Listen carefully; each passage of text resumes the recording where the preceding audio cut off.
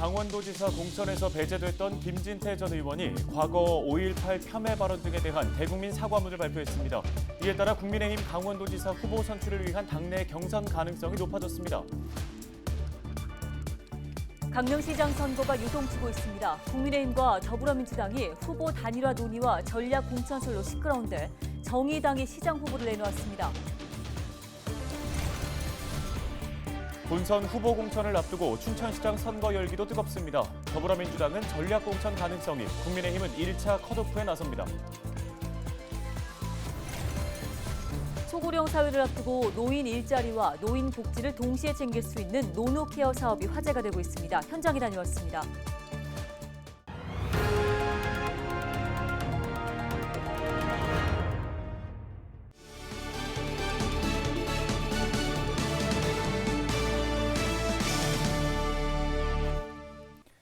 시청자 여러분 안녕하십니까? 헬로티비 뉴스입니다. 첫 소식입니다. 국민의힘이 황상무 강원도지사 후보 단수 공천을 전면 보류했습니다. 국민의힘은 18일 컷오프 대상에 포함된 김진태 예비후보에 대해 5.18 광주 민주화운동 등과 관련된 과거 문제 발언에 대해 대국민 사과를 할 경우 경선 여부를 다시 논의하겠다고 밝혔습니다. 이에 김 예비후보가 즉각 대국민 사과를 하면서 당초 단수 공천으로 가닥이 잡혔던 강원도지사 후보는 당내 경선을 통해 최종 확정될 전망입니다. 김 예비후보는 이날 사과문을 통해 5.18 민주화운동의 본질을 훼손하는 어떠한 행위도 하지 않겠다고 약속했습니다. 앞서 국민의힘 공관위는 김진태 예비후보의 컷오프 사유에 대해 후보자의 과거 일부 발언들이 국민 통합을 저해했다고 지적했습니다. 이번 6일 지방선거 강릉시장 선거는 영동 지역 민심의 척도가 된다는 점에서 특히 관심이 높습니다. 이제 선거가 40여일 앞으로 다가왔는데 선거 판세가 요동치는 모양새입니다. 네, 국민의힘과 더불어민주당이 각각 후보 단일화 논의와 전략 공천설로 시끄러운 가운데 정의당은 도내 18개 시군 가운데 유일하게 시장 후보를 내놓았습니다. 박건상 기자입니다. 강릉시장 후보군이 윤곽을 드러내고 있습니다. 먼저 국민의힘에서는 18일 현직 시의회 의장인 강희문 예비후보가 김홍규 예비후보 지지를 선언하면서 단일화를 이뤘습니다. 이에 따라 국민의힘 강릉시장 본선 후보는 김홍규, 심영섭, 김한근 예비후보 간 치열한 3파전이 예상됩니다. 오늘의 강희문 의장님의 마음을 그 누구보다도 100번 이해할 수 있는 사람입니다. 그러하기에 제가 더 큰 고마움을 느끼고 더 열심히 해야겠다는 또 생각을. 더불어민주당도 위효진 예비후보가 이재한 예비후보 지지를 선언하면서 김중남 예비후보와 이재한 예비후보 간 2파전으로 좁혀졌습니다. 그것은 오직 우리 후보 단일화를 통해서 지역의 발전과 오직 시민만을 위해서 정치를 해달라는 그런 의미로 듣고 있습니다. 이렇게 후보 단일화 논의와 함께 향후 전략 공천 여부에도 관심이 모아지고 있습니다. 민주당은 지난주 춘천과 강릉을 전략 선거구로 지정하면서 전략 공천설이 파다합니다. 김우영 전 청와대 자치발전 비서관의 전략 공천설이 끊이지 않고 있는데 김우영 전 비서관은 18일 오전 취재진과의 통화에서 불출마 의사를 밝혔던 지난주와 입장이 달라진 것은 맞다며 당의 결정에 따를 것이라는 입장을 내놨습니다. 더불어민주당 전략 공천은 강원도지사 선거를 앞두고 영동 지역 지지율을 함께 끌어올리기 위한 전략으로 풀이됩니다. 전략 선거구 혹은 전략 공천을 추진한다고 하면은 결국은 당선 가능성이 높은 자를 추천할 가능성이 많다 이렇게 볼 수 있는 거죠. 정의당도 강릉시장 선거 후보자로 임명희 강릉시 위원장을 확정했습니다. 정의당이 도내 기초단체장 선거 중 후보를 낸 곳은 강릉이 유일합니다. 18일까지 강릉시장 선거 예비후보 등록을 마친 인물은 8명. 후보 단일화를 통해 6명까지 후보군이 좁혀진 가운데 이번 주 각 정당별 공천이 어떻게 정리될지 선거 시계가 빠르게 돌아가고 있습니다. 헬로티비 뉴스 박건상입니다. 네, 이번엔 춘천으로 가보겠습니다. 각 정당의 후보자 선정 작업이 속도를 내면서 선거 분위기가 점차 고조되고 있는데요. 더불어민주당의 경우 춘천을 전략 선거구로 설정하면서 예비 후보 면접 일정이 잠정 보류됐습니다. 때문에 전략 공천이 이루어지는 것 아니냐는 이야기까지 나오면서 예비 후보자들의 민감한 반응이 이어지고 있습니다. 국민의힘은 1차 컷오프를 단행하고 후보자 범위를 압축했는데요. 양진호 기자가 보도합니다. 더불어민주당이 춘천시를 전략 선거구로 설정했습니다. 때문에 경선 여부도 불투명해진 상태.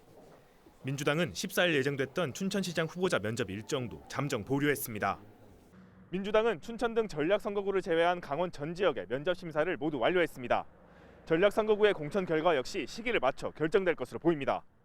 전략 선거구 지정으로 단일화 논의도 전면 보류된 상태입니다. 민주당 강원도당은 중앙당과 협의해 변경된 절차와 기준으로 공천을 결론지을 예정인데 아직 구체적인 내용은 확정되지 않았습니다. 결국 공천 과정과 결과가 모두 불투명해졌다는 건데 예비 후보자들은 확대 해석을 자제하며 상황을 지켜보고 있습니다. 공천권은 중앙당으로 넘어가서 저희가 디테일한 걸 알 수 없지만은 일단 전략 공천은 없다라는 것을 일단 말씀드릴 수 있고, 이후에 이제 공천과 관련해서 도당과 긴밀하게 협의하겠다라고 전략 공관위에서 이렇게 약속을 했어요. 상호 고소고발이 이어지며 내홍을 겪었던 국민의힘은 춘천시장 후보자 1차 컷오프를 단행했습니다. 이광준, 최동영 등 전 시장을 포함해 변지량, 김영일 후보 등 4명이 컷오프 대상에 포함됐는데 일각에선 제3후보 전략 공천설까지 제기되고 있습니다. 우선 국민의힘 강원도당은 경쟁 후보가 있을 경우 경선이 원칙이라는 점을 분명히 했습니다.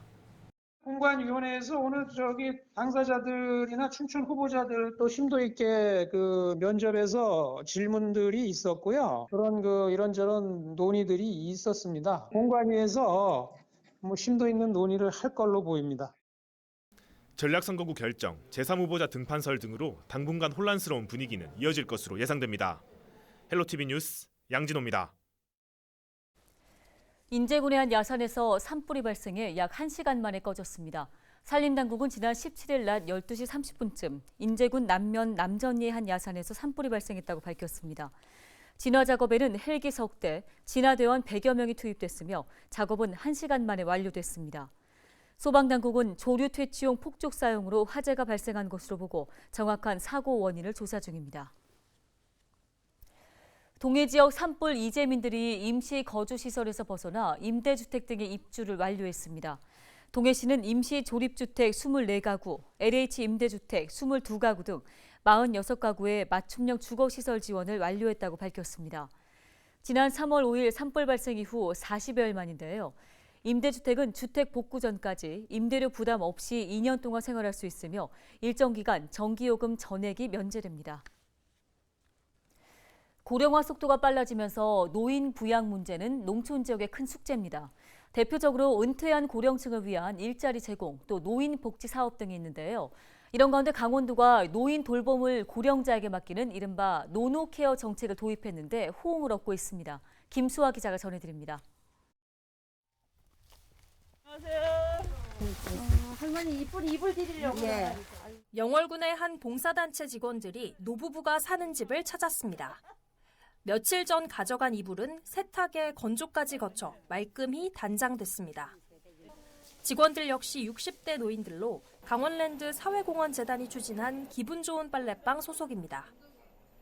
은퇴한 노인들이 일자리를 제공받고 다시 노인을 돌보는 일명 강원형 노노케어 사업입니다. 직원 30여 명은 일주일에 2번 빨랫감을 수거해 세탁하고 직접 배송까지 제공합니다. 이불 빨래만 아니라 이제 가서 말벗도 해드리고 그러는 거죠. 안부도 묻고 어디 아프신 데는 없으시냐 그러면 무릎도 아프시다 그러시고 어르신들이 정말 보람 있는 일 같습니다.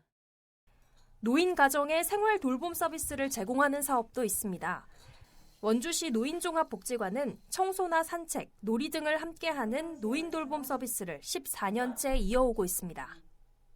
혼자 들어놓다가도 못 오시면 이야기도 해주고 이런 거 저런 거 해주니까 좋은 거지. 노인 2명이 한 팀을 이뤄 홀로 사는 노인 가족을 방문하는 방식인데 서비스 제공자나 이용자나 호응이 큽니다. 정부에서 이런 저희들한테 이제 우리도 나이가 많으니까 다른 일은 못 하는데 이렇게 작은 시간이라도 이렇게 내서 근무를 할 수 있게 일자리를 주셔서 이게 또 봉사를 한다는 그런 생각이 들어서. 하지만 노인이 노인을 돌보는 사업을 확대하기 위해선 해결해야 할 과제도 적지 않습니다. 중앙정부와 지방정부 간에 있어서 일정한 정도의 임금 수준을 보존해 줄 수 있는 임금 내용을 지금처럼 뭐 노노케어 형태가 단순히 정서적인 지원, 아주 제한적인 가사 지원 정도로서 그치지 말고 다양한 이제 예컨대 프로그램을 좀 더 개발을 해줘야 돼요. 강원도 65세 이상 고령층 인구는 전체의 20.6%. 전국 광역시도 중 4번째로 고령화율이 높습니다. 노인을 위한 안정적 일자리 제공과 취약계층 복지 서비스 확대를 위한 방안 마련이 시급합니다. 헬로티비 뉴스 김수아입니다.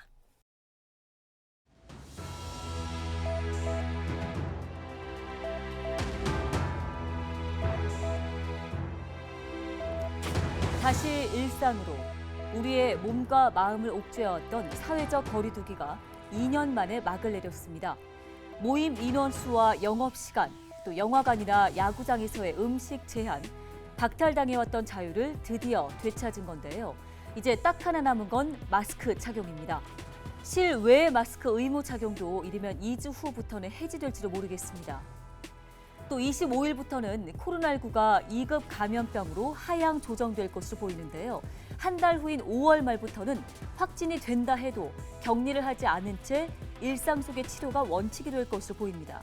자, 이 얘기는 직장인의 유급 휴가나 재택 치료 지원금이 없어질 수도 있다는 얘기겠죠. 게다가 검사비와 또 치료비 지원도 줄어들게 되면 환자 개인의 부담이 커질 수 있기 때문에 형평성 논란도 제기되고 있습니다. 2년 만에 되찾은 자유를 제대로 누릴 수 있을지는 각자의 개인 방역이 달려있다는 지적이 나오는 이유겠죠. 데일리 브리핑이었습니다.